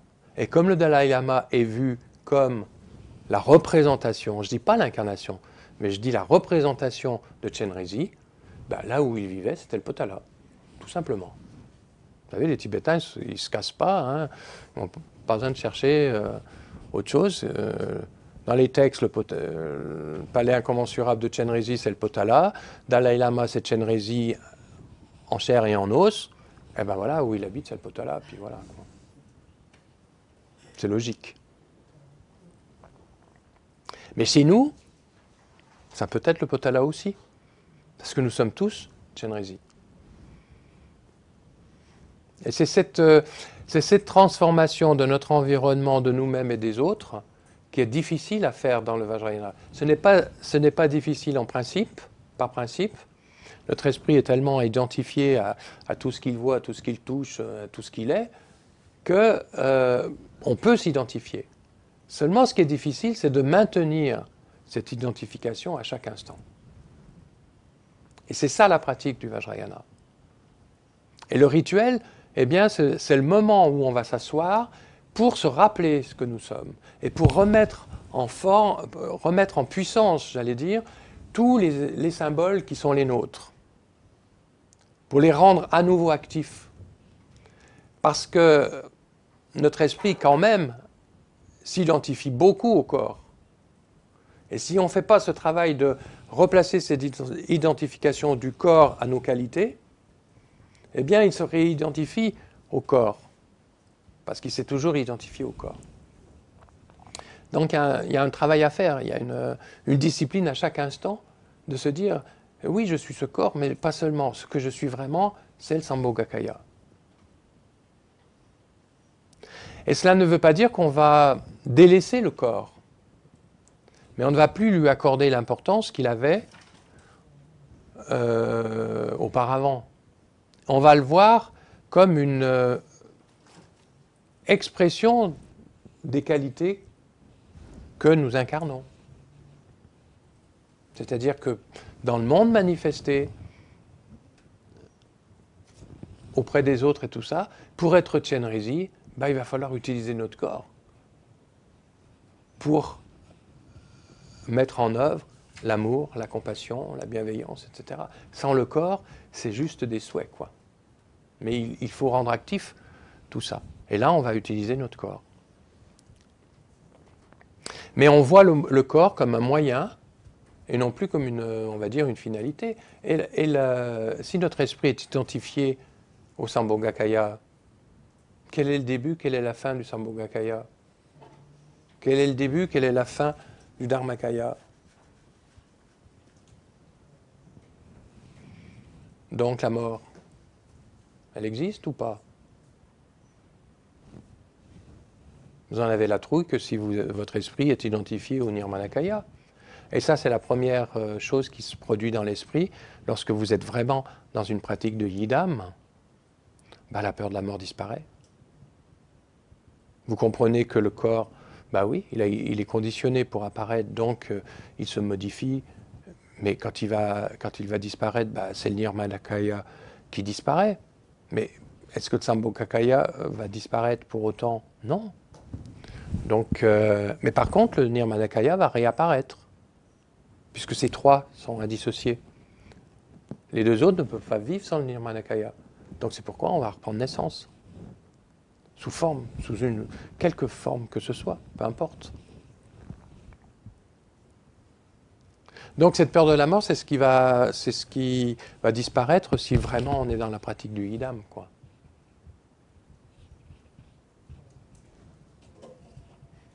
Ça va?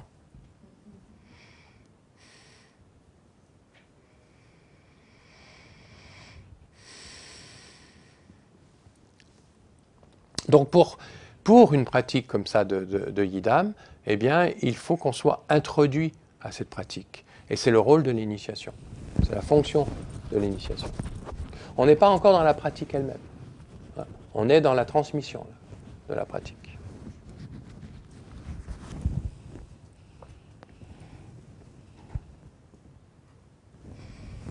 Alors Rinpoche explique que le vieux yogi, dans ce texte de Dokyense Rinpoche, le vieux yogi parle ensuite des 4 initiations, un point central dans le système du Vajrayana. Celui qui n'a pas reçu l'initiation n'est pas autorisé à pratiquer un enseignement du Vajrayana. C'est comme ça normalement dans le Vajrayana. Il faut d'abord recevoir l'initiation de telle pratique. Alors, initiation, en tibétain, ça se dit wang. Et wang, ça veut dire aussi pouvoir. Le pouvoir, la puissance. Wangmo, par exemple, il y a souvent des nonnes qui s'appellent Wangmo, c'est la puissante. C'est-à-dire qu'il y a un transfert de pouvoir. Alors il y a des centres maintenant qui ne parlent plus d'initiation, mais qui parlent de transfert de pouvoir. Je ne sais pas si c'est plus clair. Voilà. Mais bon, voilà, en tibétain, ça se dit Wang.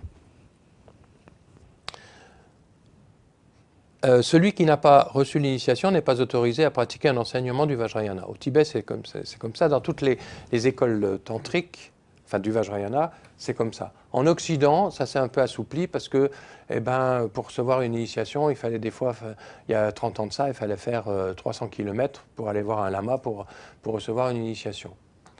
Donc, quand il y avait un centre qui s'ouvrait à tel endroit, mais que le lama qui était responsable de ce centre était à 300 km, eh bien, les Rinpoche avaient dit « mais vous pouvez commencer à pratiquer et puis organiser l'été prochain, par exemple, dans un centre, un rassemblement où là, le lama va donner l'initiation, mais n'attendez pas l'été prochain pour commencer à pratiquer. » Donc, c'est pour ça qu'il y a certaines pratiques que l'on peut commencer maintenant, eh bien, sans en recevoir l'initiation, mais en se disant, dès que je peux, je la reçois, quoi. Hein? Voilà, ça c'est propre à l'Occident. Au Tibet, ça ne marchait pas comme ça. Vous vouliez pratiquer Chenrezi, il fallait d'abord aller demander l'initiation de Chenrezi. Une fois que vous aviez l'initiation de Chenrezi, vous receviez le lung. Le lung, c'est le souffle, la transmission du souffle de la pratique. Lung, en tibétain, ça veut dire le souffle, le vent.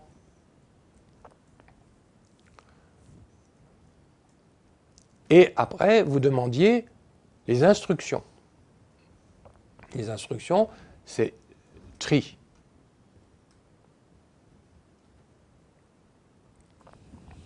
Et ça se faisait dans cet ordre. Wang, Lung, Tri. Initiation. Le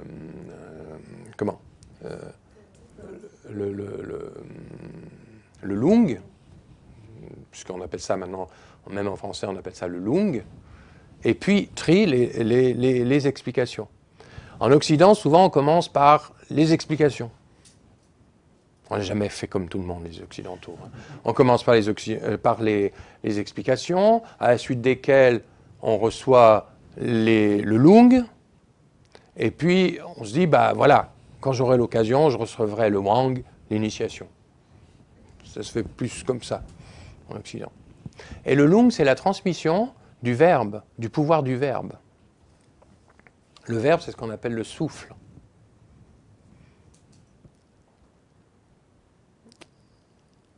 Alors le Wang, c'est ce qu'on traduit par initiation, et c'est un rituel.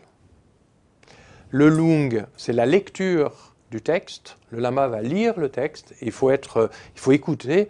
On ne lit pas le texte, celui qui reçoit le Lung ne lit pas le texte, mais il doit être dans une écoute attentive.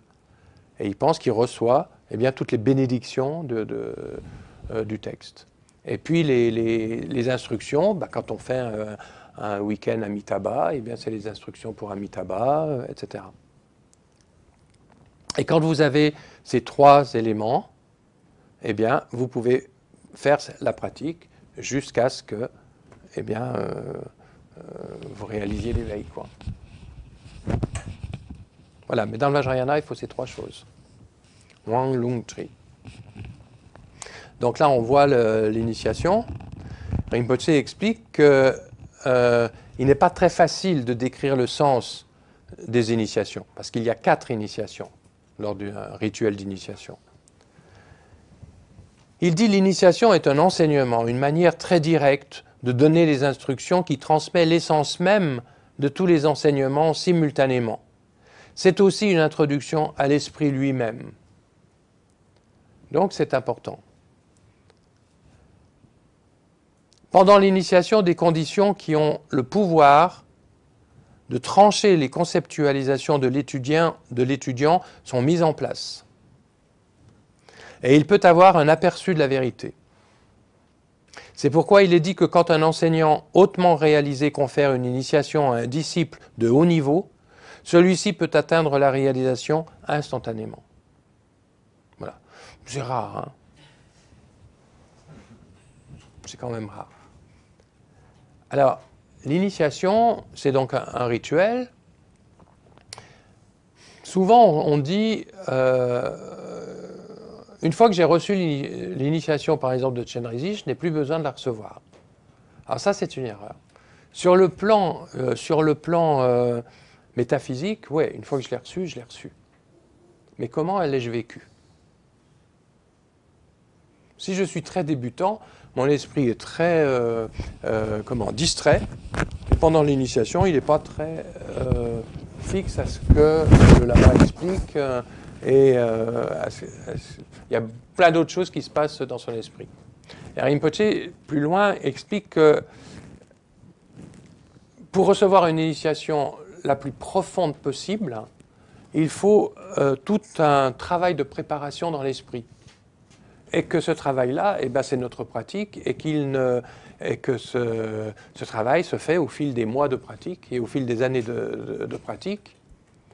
Et que quand on a fait, par exemple, 1 an de pratique, et qu'on a la possibilité de recevoir à nouveau l'initiation de Chenrezig, on va la recevoir différemment, et de façon beaucoup plus profonde. Et ce que explique la Rinpoche, qu'à ce moment-là, quelque chose de très fort peut se passer dans notre esprit, ça vient de notre travail. Donc il ne faut pas se dire, oui, ok, je l'ai reçu une fois et puis c'est bon pour toute la vie, mais on peut la recevoir à nouveau parce qu'on va la vivre autrement en fonction de notre évolution spirituelle, quoi.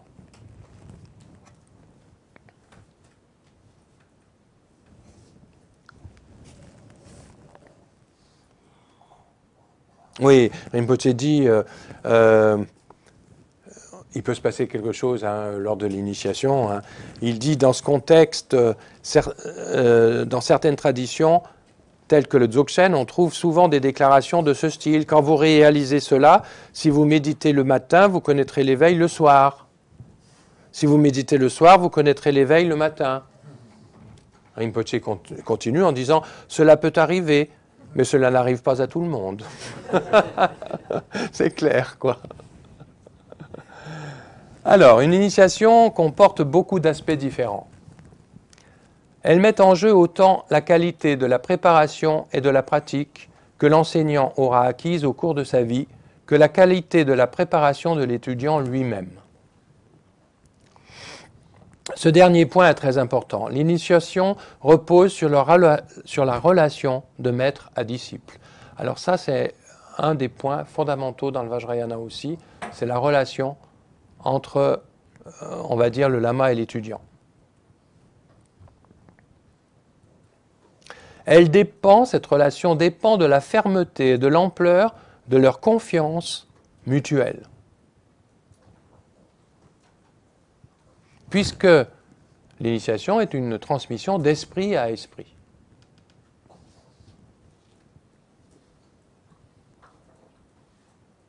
Elle requiert une très vaste compréhension et un fort engagement des deux côtés. Il y a un engagement réciproque quand on reçoit une initiation. Le lama s'engage par rapport aux personnes qui reçoivent l'initiation et l'étudiant s'engage aussi par rapport au lama qui transmet l'initiation. Cet engagement, c'est ce qu'on appelle le damsik en tibétain ou le samaya en sanskrit. La pratique du Vajrayana se pratique par un engagement mutuel, beaucoup plus fort que dans le Sutrayana. Cet engagement existe dans le Sutrayana. On appelle ça, le lama est appelé l'ami spirituel. Dans le Vajrayana, il est appelé l'amaracine. C'est plus profond que ça. Hein, c'est une relation. Dans les pratiques du Vajrayana, le lamaracine remplace les trois joyaux, quoi. C'est vous dire. L'amaracine, ce n'est pas forcément un lama que vous connaissez. Hein, ça peut être un maître que vous avez rencontré, et puis qui a, dans l'enseignement, a bouleversé votre vie, quoi. Ça peut être aussi un maître qui est décédé aujourd'hui, mais parce que l'enseignement, eh bien, a bouleversé votre vie aussi. Mais ça peut être un lama ordinaire aussi. Ça dépend de la relation que vous avez avec tel ou tel lama, quoi. Mais dans le Vajrayana, cette relation, elle va être puissante. C'est-à-dire que le lamaracine, même si vous ne le voyez pas parce qu'il habite à 6000 km, et que vous ne le voyez qu'une fois par an ou une fois tous les 2 ans, le lamaracine, vous l'avez là. Ici et là. Mais vraiment, quoi. C'est comme quand vous pensez à votre mère ou à votre père, enfin, si votre relation est très bonne avec votre mère, vous l'avez tout le temps à l'esprit, quoi. Le lamaracine, c'est la même chose. C'est très puissant, quoi. Vous l'invoquez, vous lui parlez, vous l'engueulez quand ça ne marche pas. Ah ben oui, vous pouvez. Vous pouvez. Vous lui dire, mais attendez, moi je me suis confié à toi, et puis je suis toujours dans le pétrin, je suis toujours dans ce fonctionnement samsarique, mais il va falloir m'aider là, il va falloir... après tout, j'ai besoin d'aide, quoi. Vous pouvez lui parler comme ça, mais évidemment. Vous lui faites des offrandes. Enfin voilà, vous l'aimez, quoi. Des fois, votre conjoint, même si vous l'aimez, vous le secouez un peu, quoi. Non? Moi, je me souviens plus, mais ça se passe comme ça, non? De temps en temps. Ça ne veut pas dire qu'à ce moment-là, vous ne l'aimez pas. Mais vous voulez justement que la relation devienne plus profonde, soit autrement. Voilà, quoi. Avec le lamaracine, mais c'est pareil. Voilà. Mais donc, la relation est importante. Hein. L'initiation repose sur la relation de maître à disciple. Elle dépend de la fermeté et de l'ampleur, ça je l'ai dit, de leur confiance et de leur foi mutuelle, puisque c'est une transmission d'esprit à esprit. Bien. Alors, cette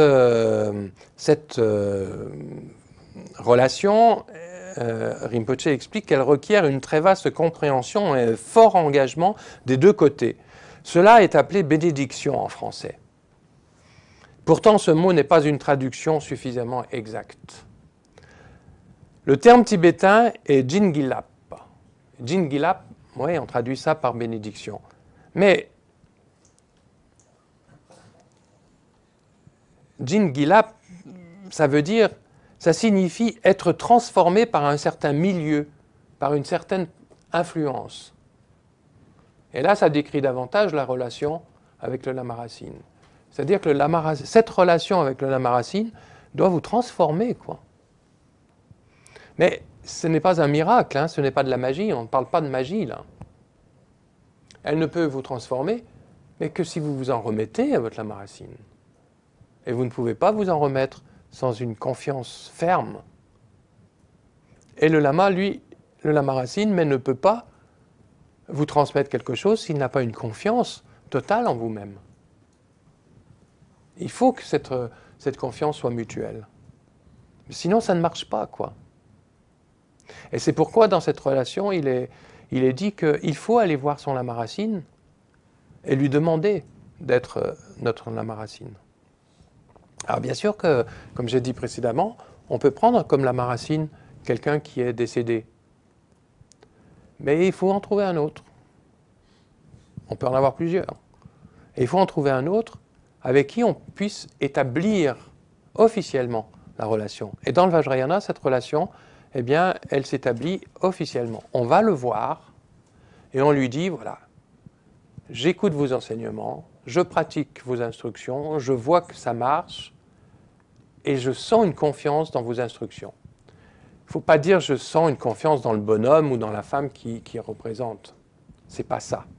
C'est la confiance qui naît à partir de l'expérience selon les instructions, suivant les instructions du lama racine. C'est toujours le dharma qui est la référence. Et on va le voir, on lui dit voilà, depuis quelques années, eh bien, je reçois de vous des enseignements et je vois que oui, ça transforme peu à peu ma vie. J'ai envie d'aller plus loin dans le Vajrayana. Est-ce que vous m'acceptez comme étudiant? Est-ce que vous acceptez d'être mon lama racine? Ça, c'est la formule. Donc, il faut aller le voir. Rinpoche Rinpoche, en général, il dit « Why not ?» Voilà, ça c'est vraiment souvent la réponse de Rinpoche. Mais quand vous avez établi ce lien, vous sentez qu'il existe. Vous sentez qu'il est là. Vous savez, je crois que c'est comme quand on se marie. Vous sentez que le lien est plus fort une fois que vous avez officialisé la chose. Je ne sais pas. Bon. Moi, c'est un peu ce que j'ai ressenti, mais ça n'a pas duré. Mais bon, voilà. Ça, c'est une autre histoire. Mais le lien avec le lama racine, il se sent, il est fort comme ça. Et en général, on est très ému, quoi. C'est un acte, c'est un acte du cœur, quoi, de reconnaissance mutuelle. C'est vraiment ça, de reconnaissance mutuelle. On va le voir parce qu'on le reconnaît, eh bien, que son dharma, que ce qu'il enseigne, eh bien, ça me transforme petit à petit, quoi. C'est pas parce qu'il est connu, il a écrit beaucoup de bouquins, il passe bien à la télé ou des choses comme ça. Ce ne sont pas les critères qui doivent nous faire aller voir un maître et nous dire et lui demander d'être notre lama racine. Ça, c'est pas bon du tout, quoi. La référence, c'est toujours le dharma. On peut ne pas aimer son caractère, on peut ne pas aimer son physique, il est vieux, il est jeune, on s'en fout de ça.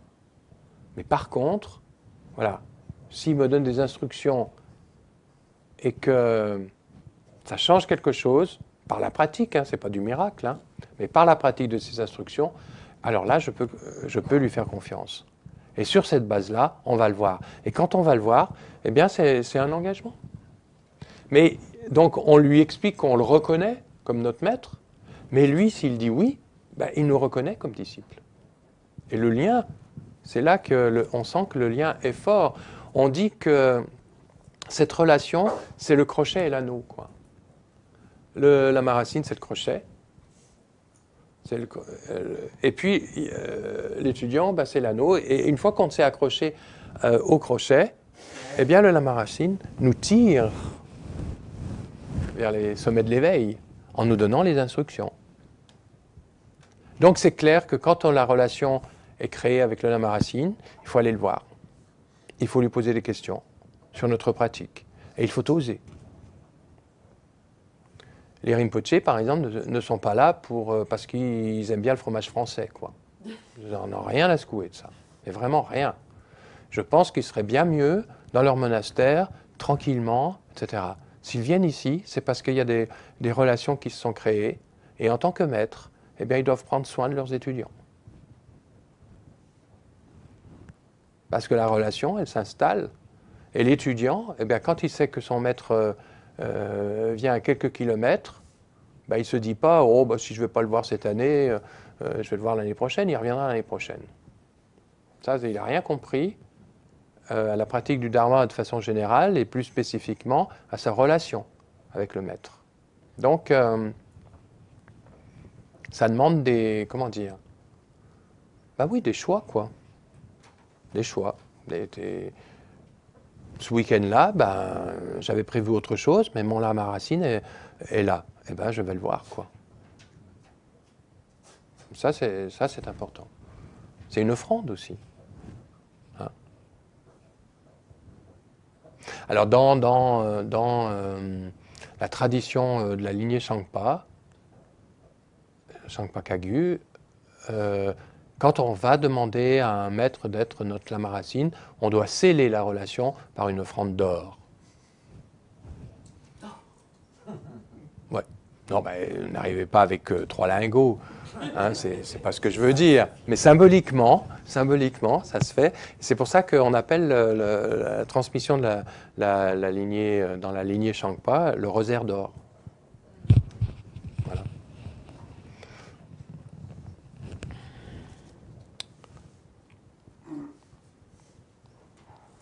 Donc l'initiation, comment intégrer l'initiation dans cette explication? L'initiation, dans le vrai sens du terme, devrait nous permettre de recevoir cette bénédiction, cette transformation et d'opérer une conversion complète. Cela est vrai pour les différentes méthodes offertes dans le Vajrayana. Les mantras, pratiques de méditation, techniques de visualisation et ainsi de suite. Elles ont toutes le même objectif, la totale transmutation de votre corps, de votre parole et de votre esprit. Et de votre être tout entier. Donc il y a 4 choses. Transformation du corps, transformation de la parole, transformation de l'esprit et transformation de l'être dans tout son entier. C'est pourquoi les initiations ont 4 phases. Elles vont se reporter au corps, à la parole, à l'esprit et à l'ensemble de l'être. Voilà.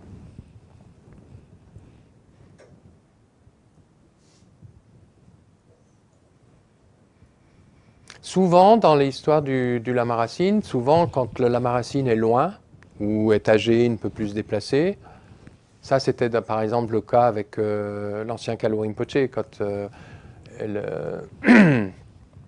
les 2-3 dernières années de sa vie ne pouvait plus se déplacer. Et même quand quand Kalu Rinpoché se déplaçait, il venait 1 à 2 fois par an en France, quoi. Ce qui était déjà très bien. Hein. Et quand il venait, je peux vous dire, c'était pas un week-end. Hein. Quand il venait, il restait 15 jours, 8 jours, dans un centre comme Kaguling. Donc tout le monde descendait, quoi. Tout le monde y allait. Mais quelquefois, on peut manquer de proximité, de relation avec le lama Racine pour recevoir des instructions. Donc, dans ce cas-là, on choisit un ami spirituel qui est en relation avec ce lama Racine. Moi, par exemple, Kalu Rinpoché était le lama Racine, et je manquais d'instructions. Donc, à Kaguling, j'avais demandé à Lama Tempang Yamso d'être mon lama Racine, quoi. Et lui, je vivais à Kaguling, il vivait à Kaguling, donc c'était génial, quoi. À 5 heures du matin, si je voyais une petite lampe à son portail, je savais que je pouvais venir à la méditation à 5h15. S'il n'y avait pas de lampe, il faisait sa pratique tout seul. Mais s'il y en avait une, eh ben, je pouvais y aller, quoi. Et ça, c'était cette relation qui était facile avec lui. Parce que suite à ça, je pouvais lui demander un entretien, je pouvais discuter avec lui. Et voilà, Kalu Rinpoché, il était en Inde ou alors à l'autre bout du monde. C'était compliqué d'aller directement chercher des des instructions de sa part. Seulement, Lama Tempa, sans Lama Racine, c'était aussi Kalu Rinpoche.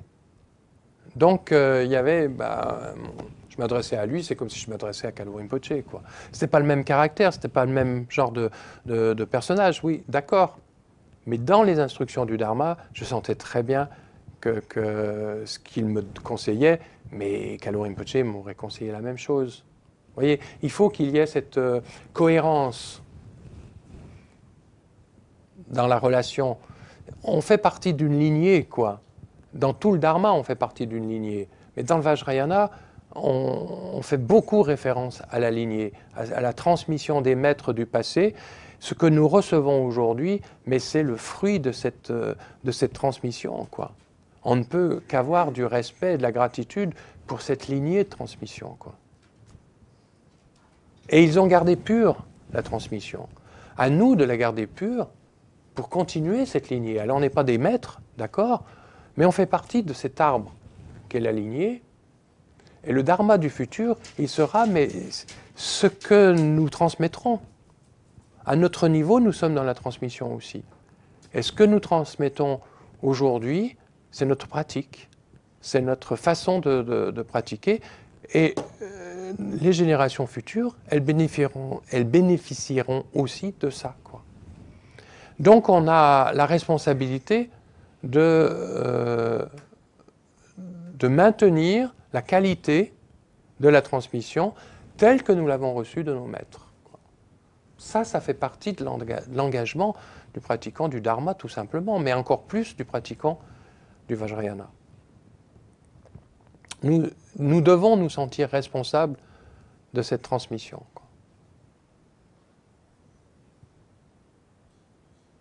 Ça me paraît vraiment important, surtout dans les temps qui courent, quoi. Le mindfulness, c'est très bien. Je redis toujours, si le mindfulness devient la référence du Dharma en Occident, dans 30 ans, avant je disais 50, mais maintenant je dis 30, dans 30 ans, on pratiquera le Dharma comme aujourd'hui en Occident, on pratique le yoga. C'est-à-dire une détente du corps et un bien-être. Alors que le yoga au départ, eh bien c'est toujours en Inde une voie spirituelle complète. Qu'est-ce qu'il en est de la possibilité de réalisation spirituelle par le yoga tel qu'on l'enseigne aujourd'hui dans la plupart des centres où on enseigne cette pratique? Rien.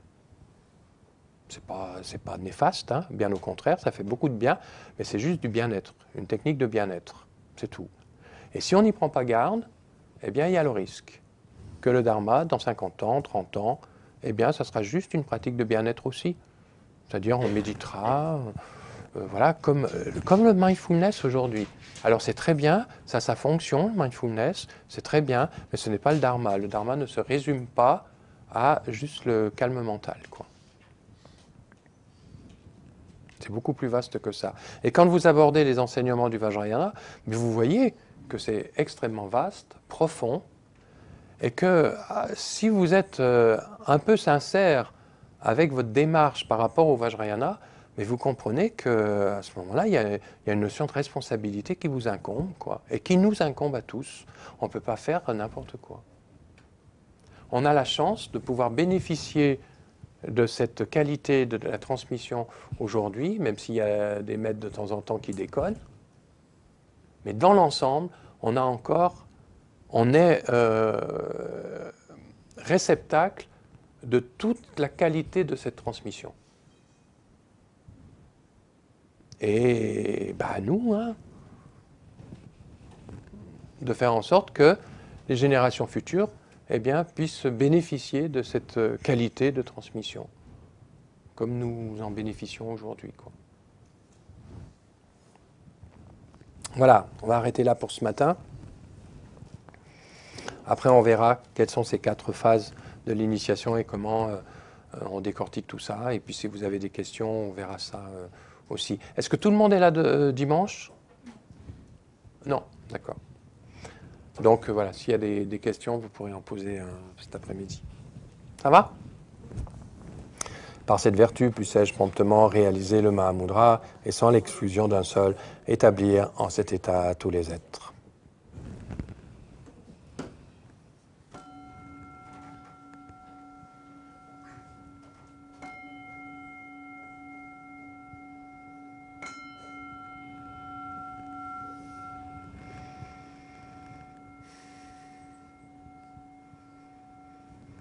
Merci à tous.